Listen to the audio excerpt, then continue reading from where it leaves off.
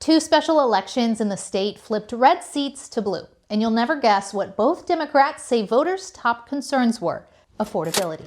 Democrat Emily Gregory won in the district where President Donald Trump's golf course Mar-a-Lago is. 2 years ago, Republicans won the seat by nearly 20 points. But Gregory says Trump wasn't her main concern. My opponent put President Trump at the forefront of his messaging. The endorsement was on most of his literature. So for me, it was about talking about the issues that affect all of us and not one single most famous constituent. Democrat Brian Nathan won District 14, which covers parts of Hillsborough and Pinellas counties. The race was so close, there were concerns of a triggered recount. I figured it was going to be close.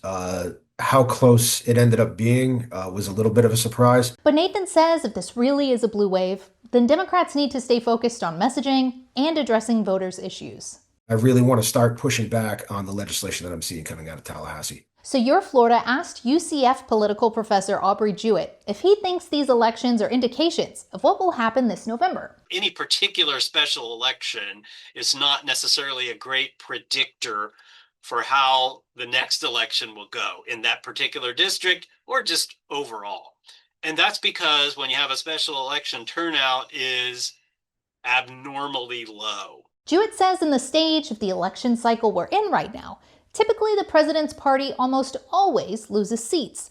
Last year, Trump was reelected, but now his approval ratings are dipping in almost all polls. Because President Trump is so unpopular and doing these things that the average American now doesn't like, you're seeing a backlash. So do you think these special elections really indicate how the midterms will go? I guess we'll find out on election night. In the meantime, you can join the conversation too. Leave a comment below or send me an email.